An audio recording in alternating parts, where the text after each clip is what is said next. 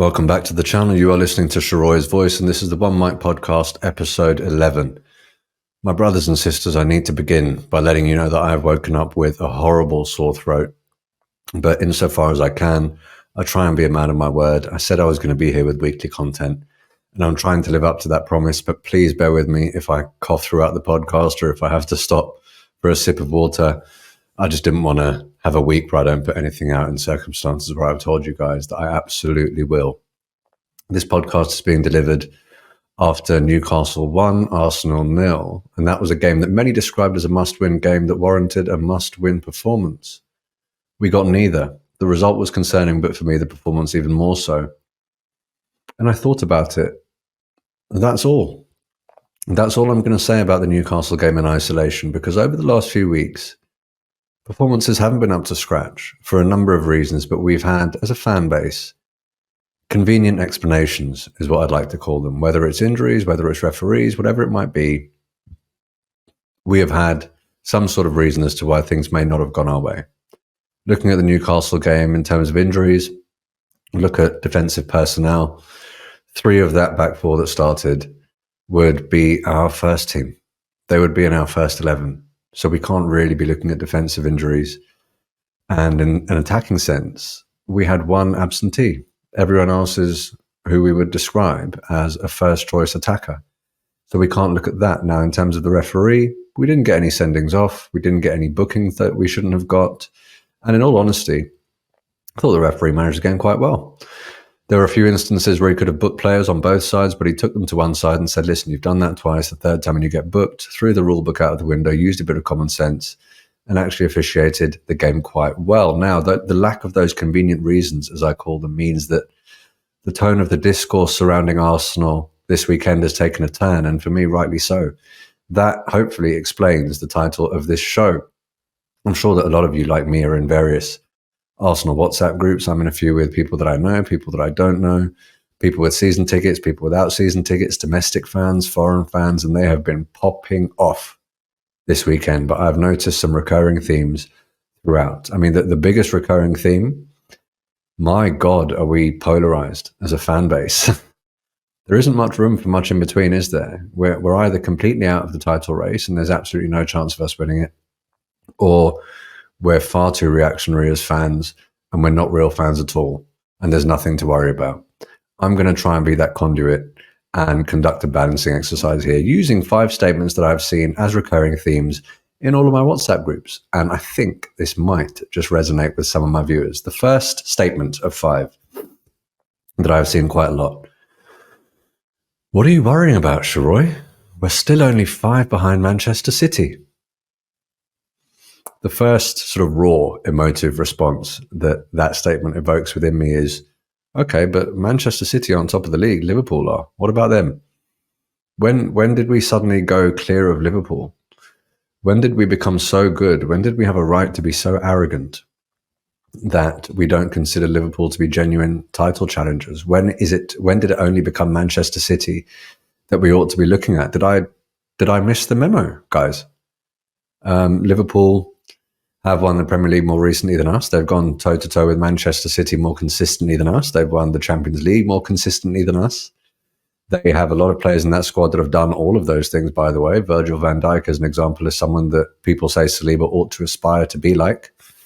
Alisson, even though he's injured, is arguably the best goalkeeper in the world. Mohamed Salah is one of the greatest players that I've ever seen in my lifetime. Even when they have someone who punishes us week in, week out, like Jota, injured, they can bring in one of the most expensive strikers in the Premier League to play down the middle. Luis Diaz is an absolute menace. McAllister, as I said last week, was one of the coups of the season. This manager is getting the best out of Gravenberch. So why do we feel as though we can look past them? That's something that really makes me uncomfortable. But 5 points behind Manchester City. Look, City last year. Do you remember there was a period last year where they didn't have Kevin De Bruyne and Erling Haaland? That was a period when a lot of Arsenal fans, we sort of looked at each other, some quietly, some more publicly, and said, this is our chance to motor on. It was irrelevant that City lost to Wolves in that period. It was irrelevant that they dropped points in that period because we didn't handle our business. And it was, in fact, that period around Christmas and New Year when we dropped points too. So we may have had an advantage on paper, but we didn't make it count. Sadly, in the first 10 games, we appear to be doing the same thing, and we appear to not be learning from our mistakes. And that is where a lot of the frustration with people like me lies. So what I'm saying here is, I think certain sections of the Arsenal fan base, this might be unpopular, but I think we need to have some shame. And I'm not saying that the title is absolutely beyond comprehension, but we can't be talking about the Premier League title right now because we haven't earned the right. We have to put the Premier League title talk on hold right now. We currently sit fifth. Excuse me. I did warn you.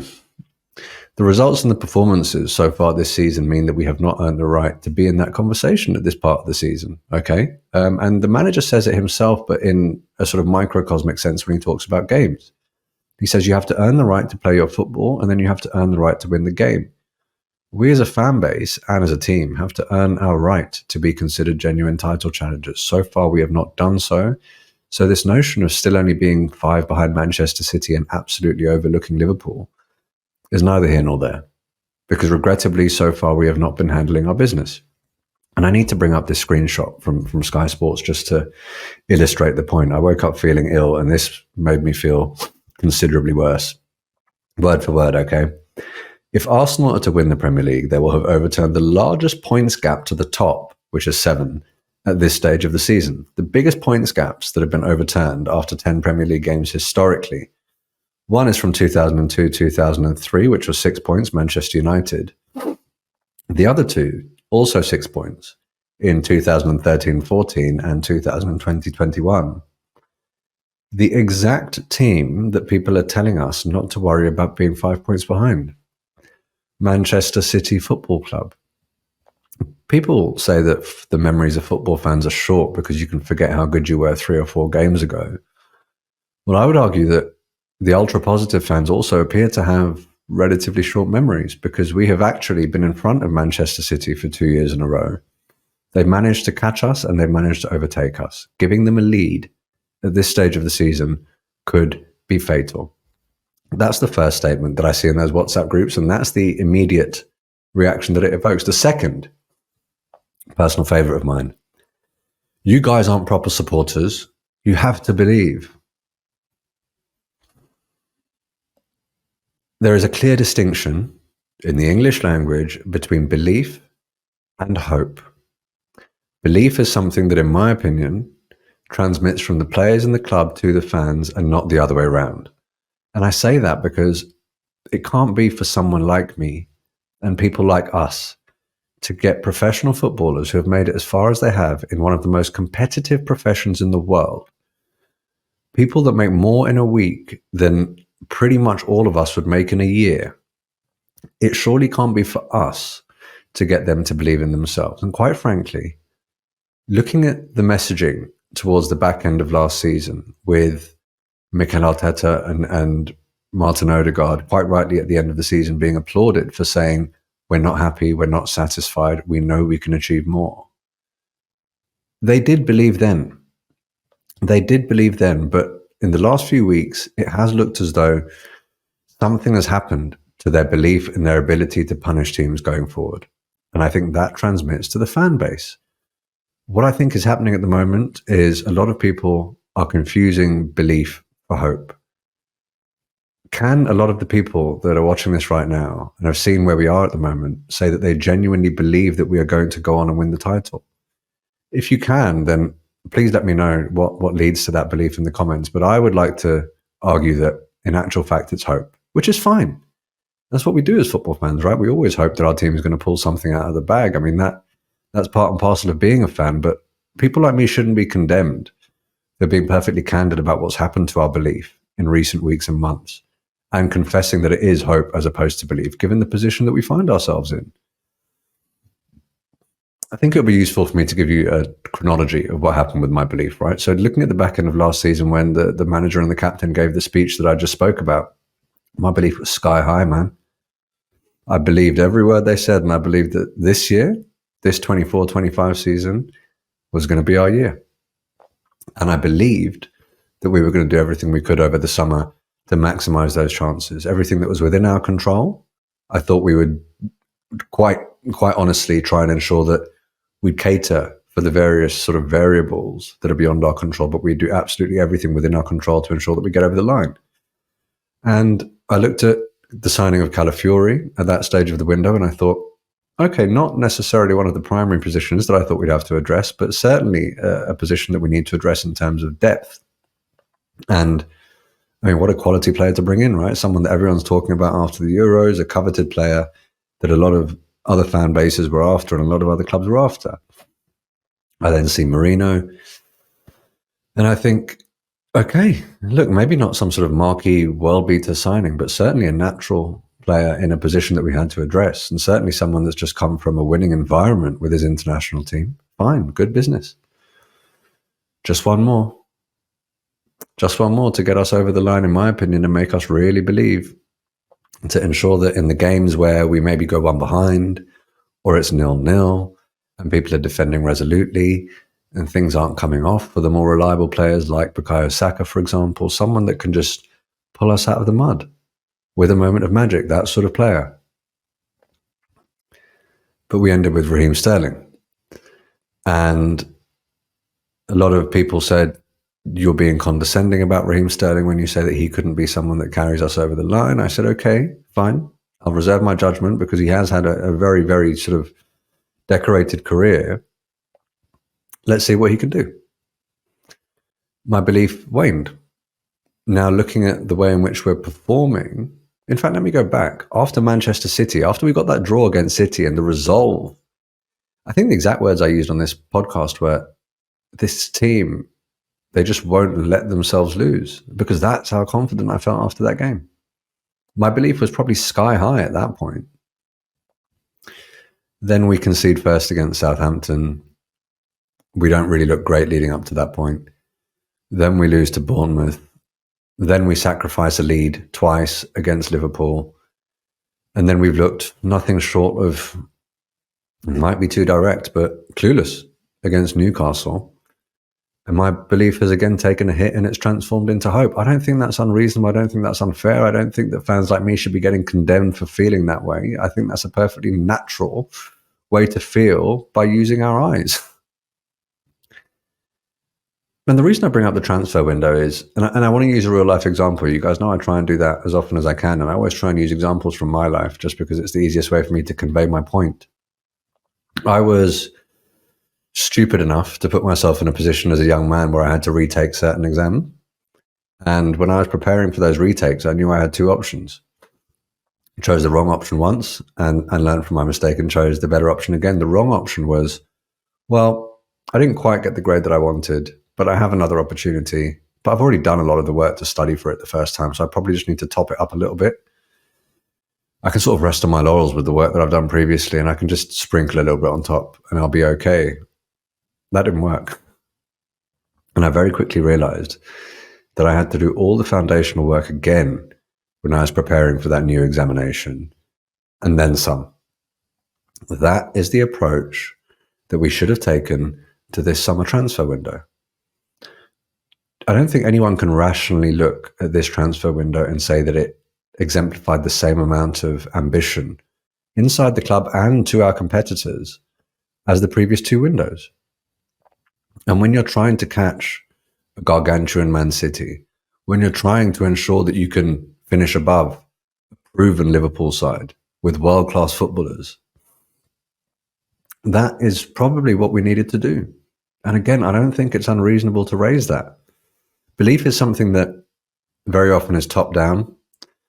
I mean, if you use the workplace, I don't know how many of you sort of work in office jobs or whatever, but I mean, this is applicable to any workplace.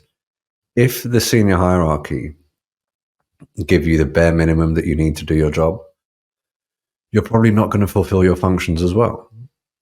But if they go over and above to give you absolutely everything you need, if my boss looks at me and says, okay, Sheroy, you need 2 associates, 2 paralegals, you need to be able to work flexibly, whatever you need, we're going to give it to you. But you best make sure you get those results. I'm going to put that pressure on myself, but I'm also going to be quite grateful that they showed the faith in me and they showed the belief in me to give me absolutely everything I needed to get the result that we need.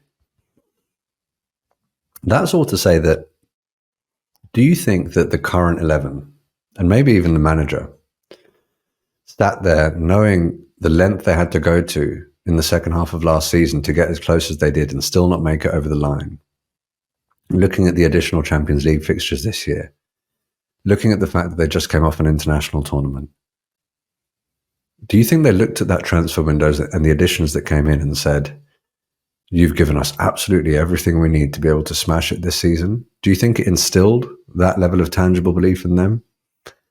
Look, we're only going to know at the end of the season, but I think a lot of people, if they're looking at this right now and looking at the caliber of performance that we're putting out, a lot of people are probably well within their rights to say no, guys.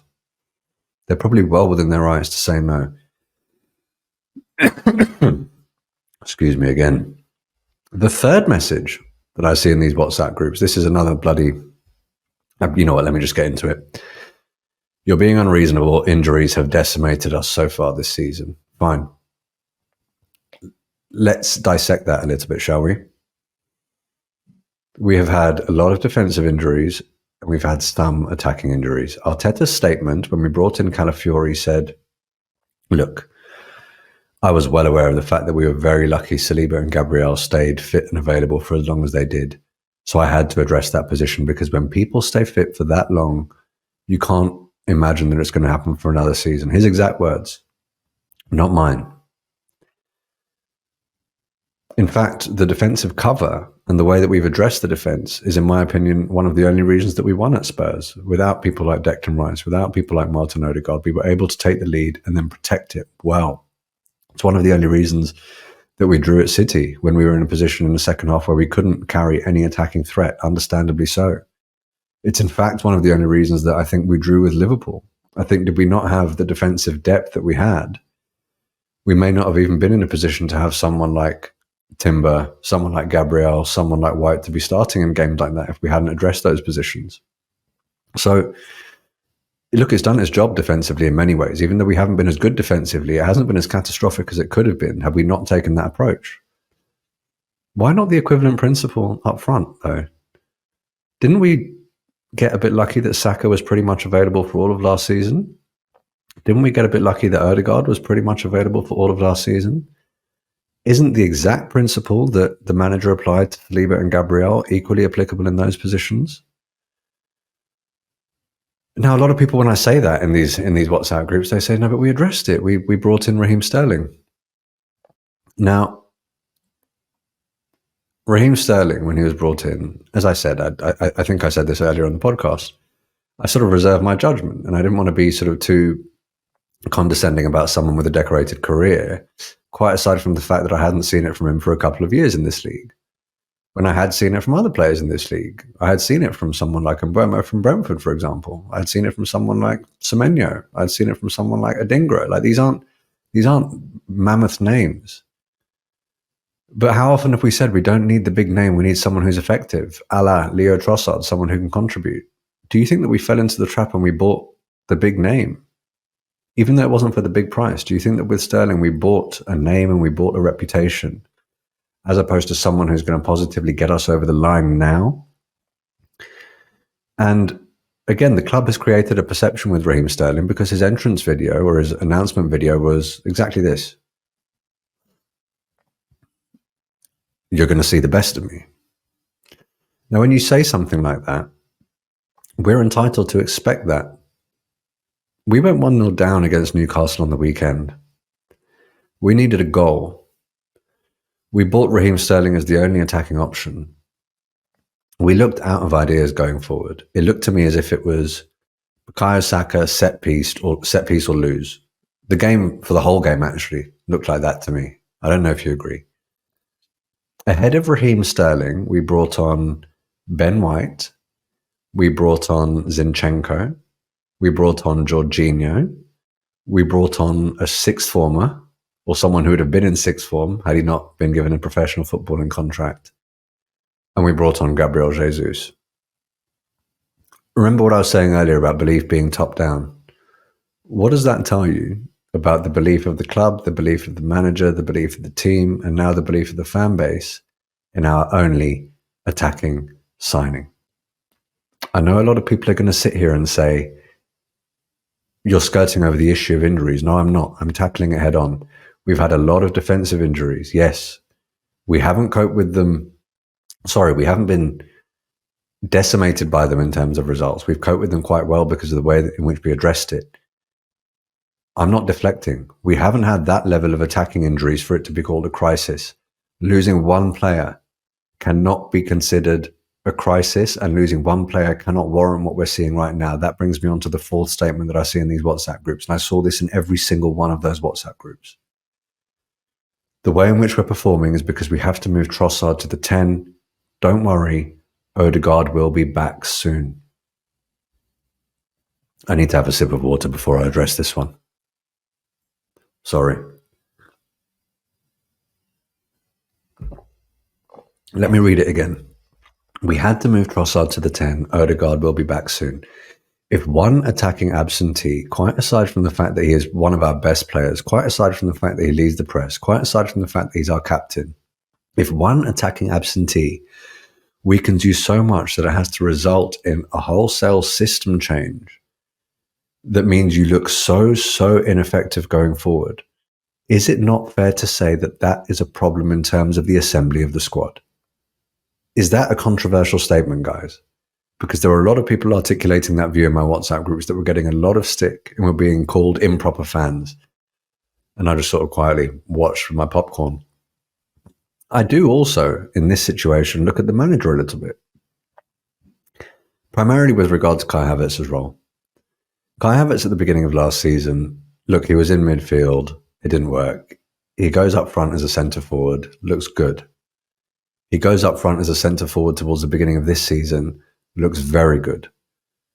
The minute that Odegaard was out, the minute we had to bring Trossard into the middle, there suddenly became this, let's try and see if we can rotate between Trossard and Havertz in that area.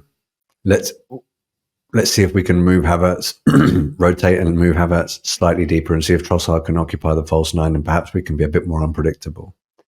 We saw it once, we saw it twice, we saw it thrice. It hasn't worked. We should know by now that when we take Havertz out of the one position where it does work, it very often doesn't. I don't quite understand why we're experimenting with that again and we're changing the attacking dynamic of the entire front line because we've lost one player. That for me, I mean, I'm sorry, but that is a problem with squad assembly. If it's a lack of options available to the manager, someone up top is to blame. Now, we don't know who. We're not there. We don't know if it is Arteta who's to blame. Maybe he wanted it and didn't get it. We don't know if it's Edu. Maybe he tried but wasn't backed. We don't know if it's the Cronkies. Maybe they insisted, but people said no. I don't know.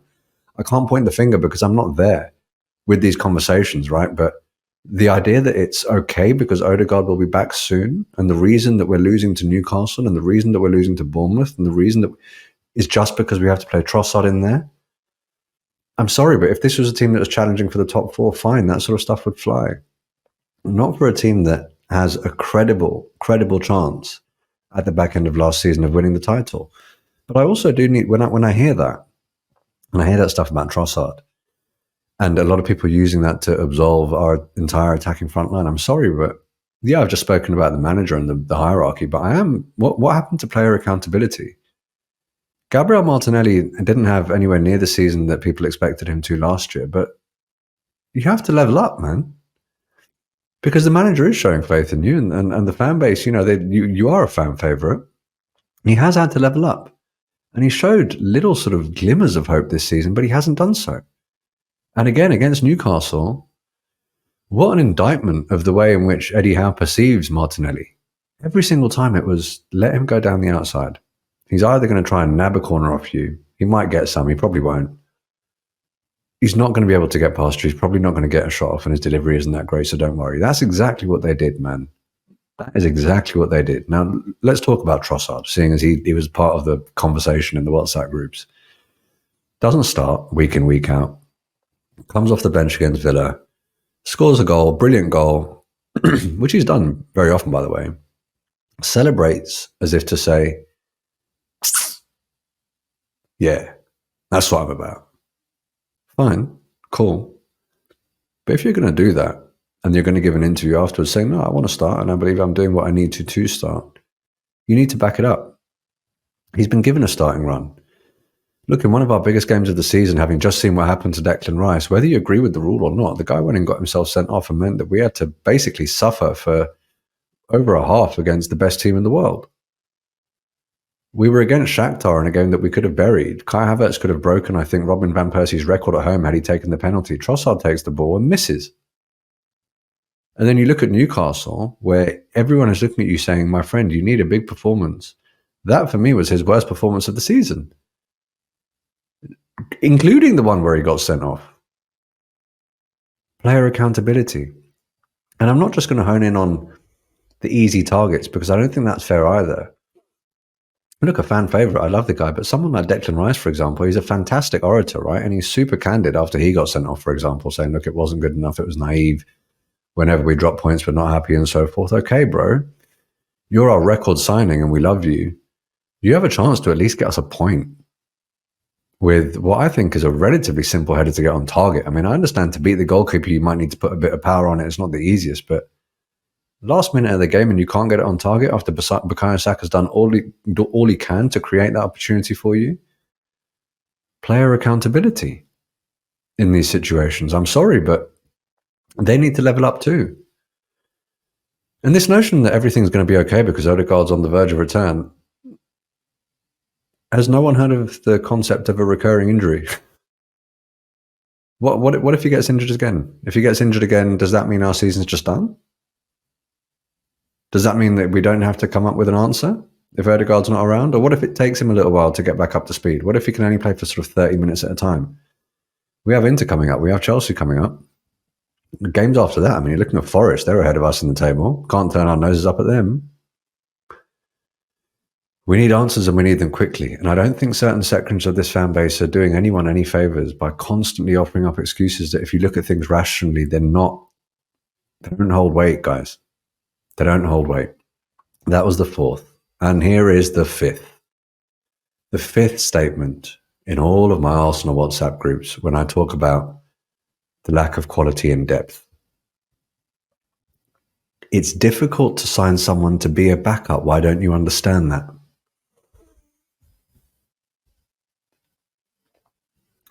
It's difficult to sign someone to be a backup. Why don't you understand that? Okay. Breathe, boy, breathe. Manchester City, the people that everyone only talks about, right? Don't talk about Liverpool. We only talk about Manchester City. Let's look at them. £100 million Jack Grealish on the wing.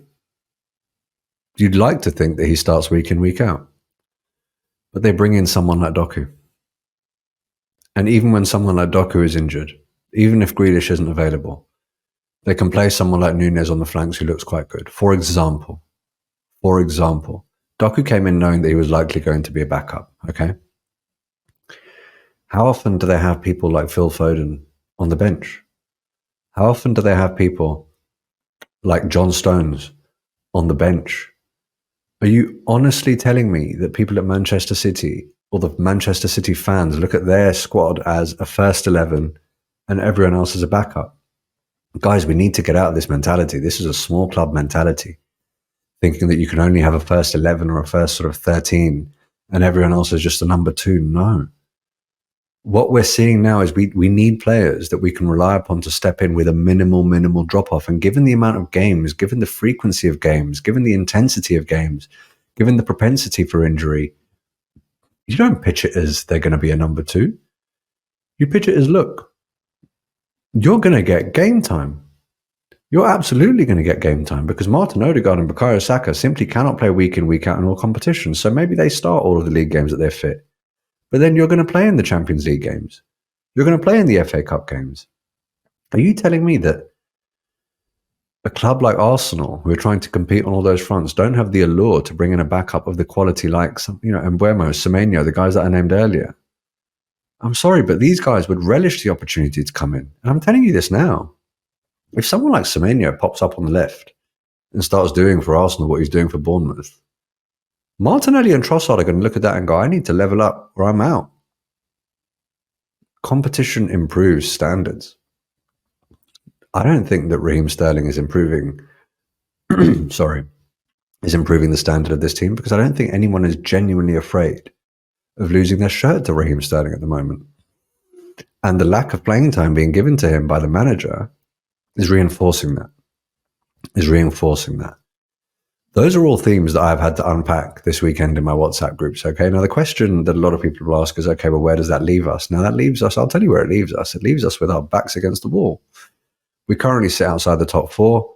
We're sort of closer to that pack in 7, 8, 9 than we are to 1. But we've done it before. This group of players and this manager have done it before.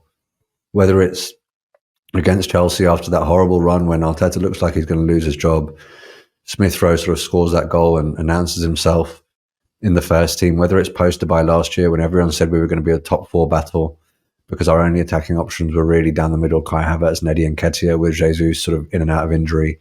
We did it and we put together a run that was unlike anything I've seen from Arsenal in my adult life. And we did it immediately after the Odegaard injury this year too. The Arsenal team right now need to show us that all of the rhetoric that's been delivered about the trajectory of the team, going from 8th to 5th to 2nd but closer, all that stuff about not being satisfied with not winning the Premier League, wanting tangible success, doing everything possible.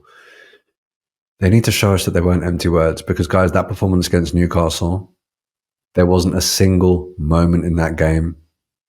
Forget winning. I didn't feel like we were going to score, guys. I don't know if you feel the same, but I did not feel like we were going to score. They need to show us that those statements weren't empty words. And it's a combination of things. I think the manager does need to readjust and ensure that Havertz at least is going back down the middle. And one thing that will hopefully alleviate this sort of change in system is the fact that we do have injured players returning. It looks as though Odegaard might be back. Gabriel has come back after a scare.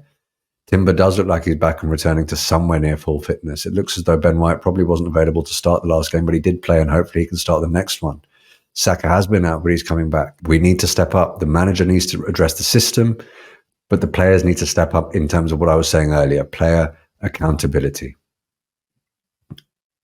I get the fixture list comparisons, by the way. I'm not a fan of looking at other people's fixtures, particularly at game week 10, to try and make ourselves feel better, but it is a fact. It is a fact that we have had a very, very difficult run of away games.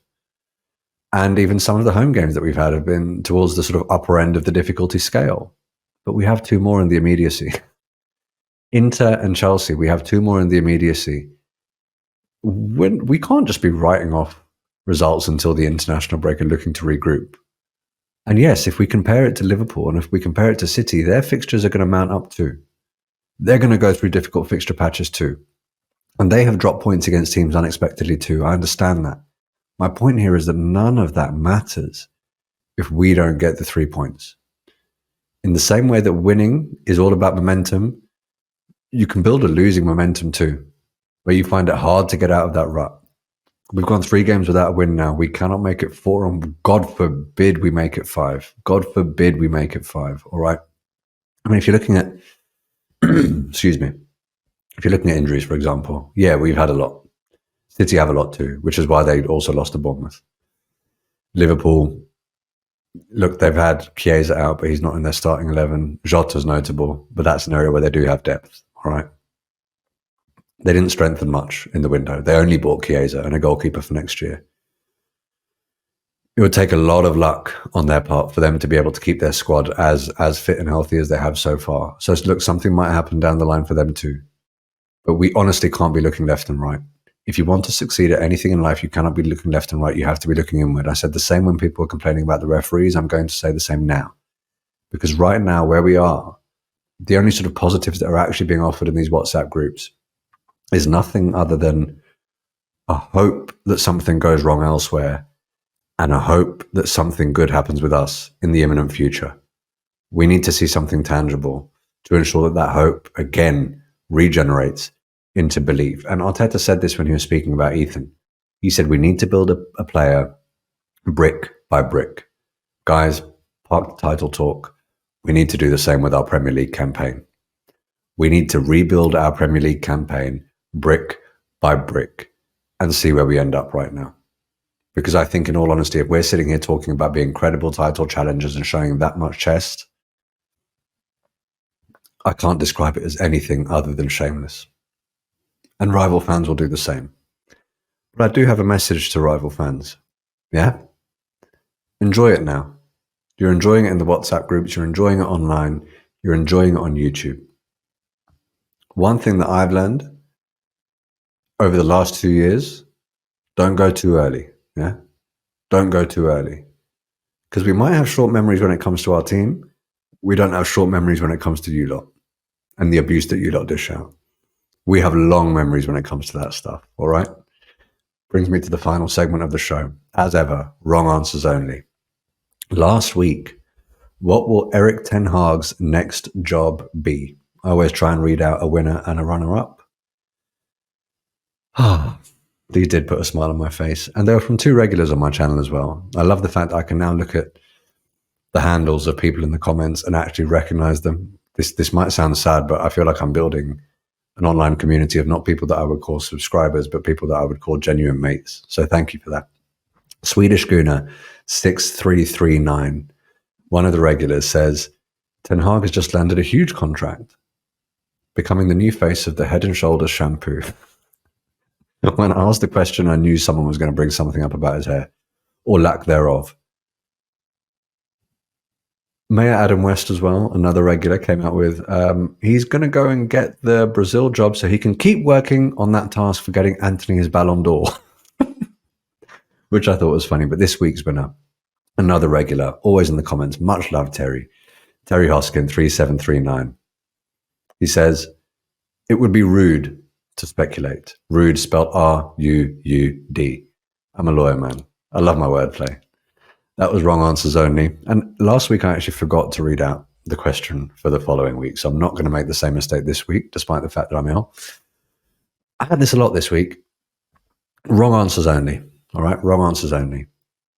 When I look and sound the way that I do after a loss, I'm very often met with, mate, it's only football. I know it's only football. Guys, in the comments, let me know. Wrong answers only. What should I respond with when someone tells me that it's only football? I look forward to reading your answers. It's very often one of the highlights of my week. Thank you to all who continue to engage in the comments. Thank you to all who continue to like the videos. Thank you to all who have followed me on X and interact with me. Thank you for all who have followed me on Instagram and interact with me.